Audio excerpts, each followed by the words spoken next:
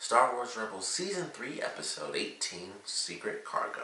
Really love this episode. We got to see Mon Mothma in this. Of course, she is known from the original film recently. For those of you who may not have seen Rogue One, she's in that. She was in the trailer, so at this point, if you're watching Star Wars Rebels, you've seen Rogue One. That's a moot point for me to act like that's spoilers for people. But Mon Mothma shows up in this episode. I thought that was pretty cool. It didn't focus on her really interacting with the team as much as I thought it would, because things kind of just got chaotic in this episode for them, and I actually liked that. I thought it was unique for that. And it starts off with, we actually have quite a few of the characters. We have pretty much everybody except for Kanan, because he went on like a supply run. So we have Zeb, we have Ezra, we have Hera, of course Samina's still on her home planet, but we have Chopper. So they're all in the ship already, and they're just waiting out. It's like they have no idea what this mission is for. There's just someone they have to meet. They don't know when they're even supposed to meet. They're starting to get bored. And then this Imperial probe ship comes around. They get busted. Just as they're able to destroy the ship, that's when the rest of the rebels come in. And it's like, yeah, we can't really tell you. They, like, the whole way through, it was kind of just like, yeah, because of the serious nature of our mission, even though they're rebels, which I thought was insane, that they would have this weird class system even within the Rebel Alliance, or technically it's not the Alliance just yet, of course, but obviously that's what it is. So it was weird that they basically didn't have clearance, pretty much. I was like, that's interesting. I know they have like captains and stuff like that, but it really surprised me to the point where, especially with these characters, like I could get if it was like some new person just joined the rebellion, but these are the main characters who are constantly in some crazy situation going up against the Empire. It's like, of course they can be trusted, and even they didn't know what was going on during this mission. They didn't know that the cargo was Mon Mothma. So I actually like that idea. It kind of introduced an interesting dynamic of the secrets that they keep, within the rebellion. And it wasn't as dark. Of course, it made me think a lot of Rogue One. In that regard, it was quite a bit darker, but it was kind of cool. It was like, it's interesting, just the hierarchy amongst the rebellion, and I thought that was cool. So I enjoyed that.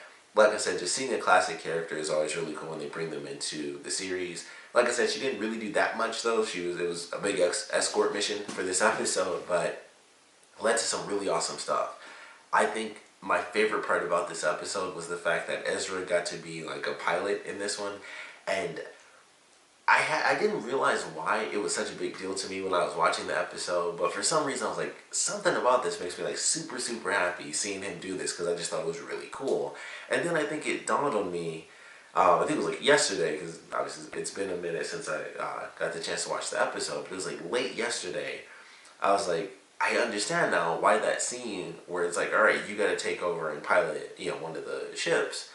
I understood why it was a big deal to me, and it's because all of Star Wars, at least as far as the films, the main Jedi characters are all pilots. And for some reason it was kind of cool that Ezra was able to kind of fit into that mold a little bit as, one of two Jedi of this series. He had his like pilot moment, and he was pretty good at it too, and I was like, that has to be like, it was just a weird feeling. I was like, I don't know why this is so cool to me. He didn't do anything super epic. I mean, he survived. Outside of that, he didn't do much that was really spectacular. But I was like, for some reason, this is just like a big deal to me. It just seems really, really cool. And I think that's what it was. It was because it makes me think of like all the Jedi from the films with Anakin and Luke and, soon to be Jedi and Rey for Force Awakens.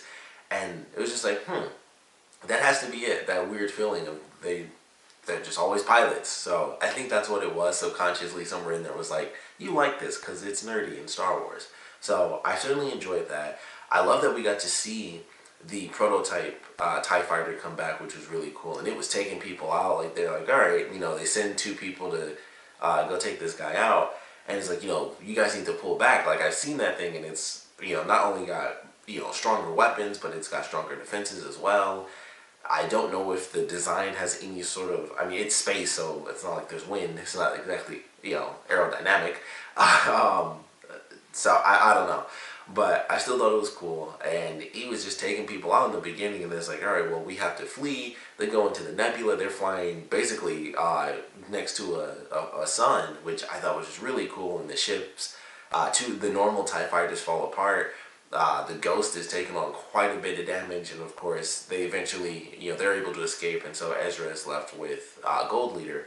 And I thought it was cool. They go through, they don't end up destroying the TIE fighter that they're going up against, but they do end up surviving, and they're able to actually help Hera out so that they can all escape once they come out of their situation, and Hera and Mothma, Zeb, and Chopper are being pulled in by the Star Destroyer. So they hit the nebula. Visually, I thought it was amazing the way they showed that sequence where they would shoot the proton torpedoes, and then the flames. It was almost like, I mean, well, it was in space, but it was like a space volcano a little bit, just the way it looked.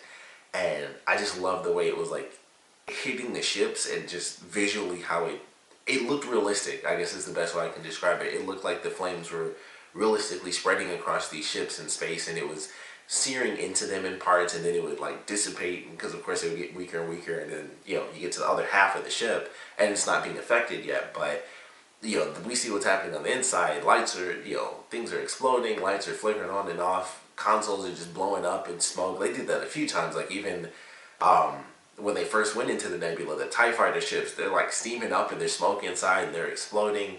The Ghost, I was surprised, like if there's all this steam on the inside, I can't believe they're not dead already. But I really love that visual. I thought it was a really cool way to kind of end that segment. And so of course they end up escaping.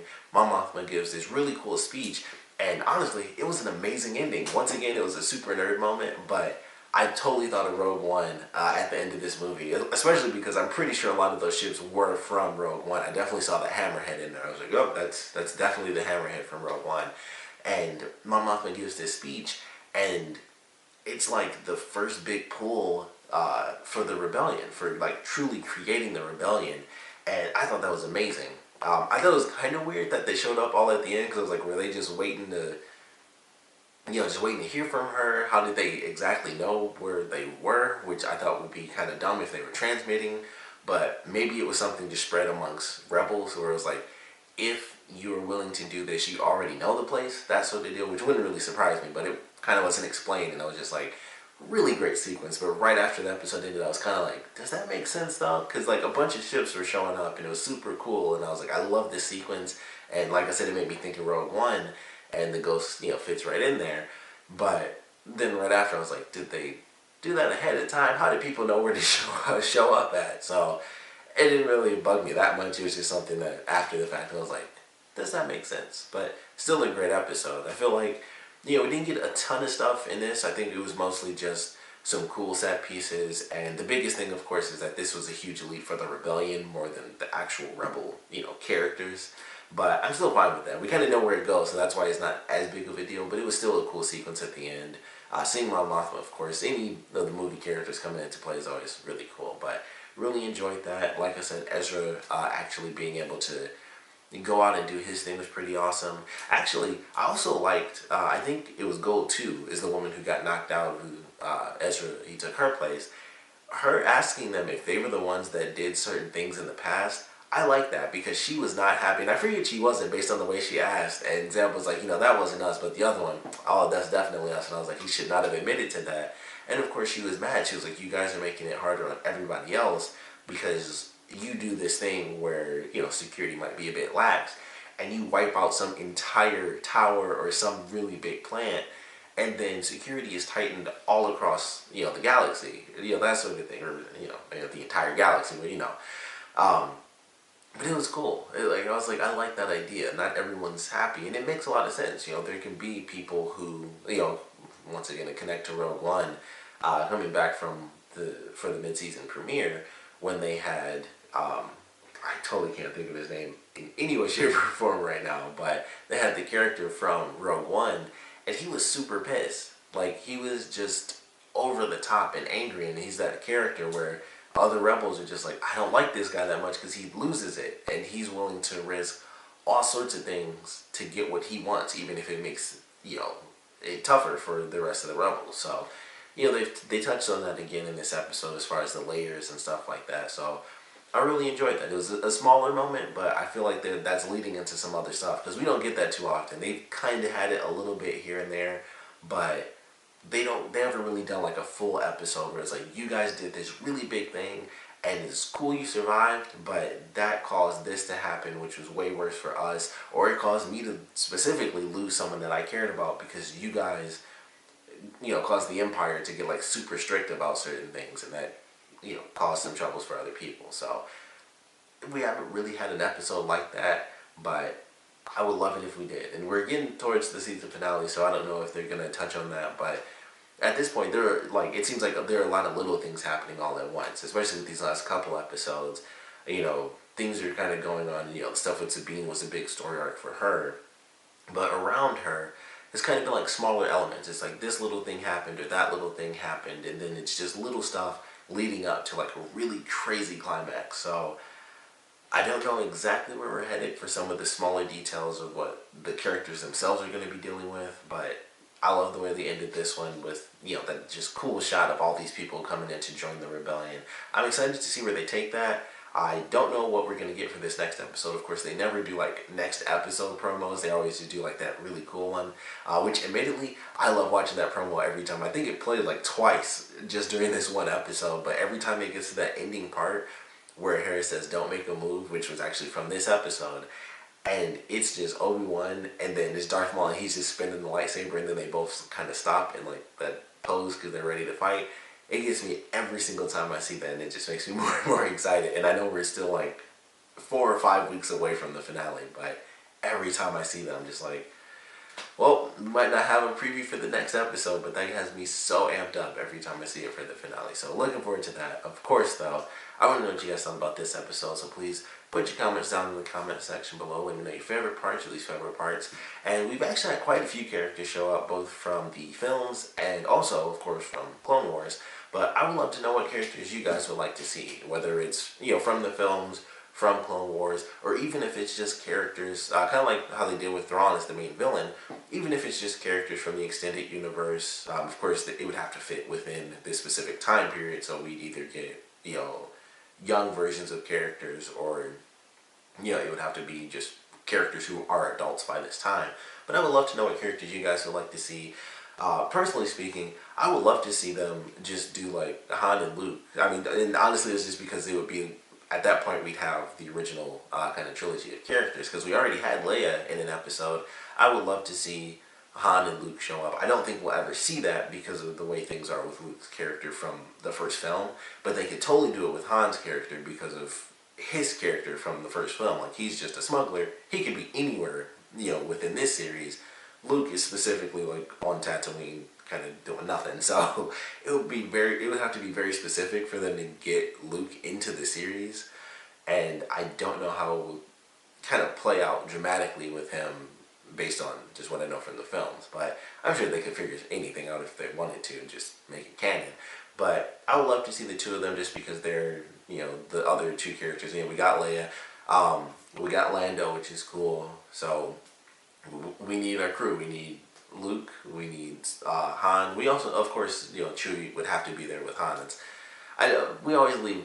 I don't speak for everyone. I always leave Chewie out. It's Han, Luke, Leia, and Han. And it's like, if Han's there, Chewie is obviously right next to him, but he's just not in there. It's like this trio. Then there's Chewie. He's like, you just split his part of the picture off, and he's always there, but I always kind of leave him out. But I want to see him too. I do want to see him. But those are, the characters I picked. Probably the obvious choices. Just, we already had Leia, so I would love for them to kind of round it out. Like I said, we already even got Lando Calrissian. Just get all, all the big characters in there. We've had like every big character from the main film, now that I think about it, except for those three. Because we had Lando Calrissian. Of course, Vader was the main villain for the last season. Yoda showed up. Let's see. We got Leia.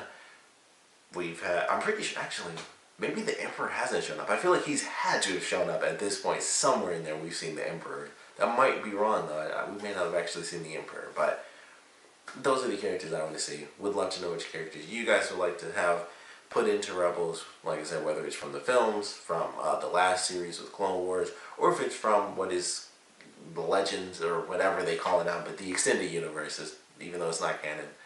The extended universe, I would love to know what characters you guys want to see and what you thought about this episode in general. So please comment below, let me know, and thanks for watching.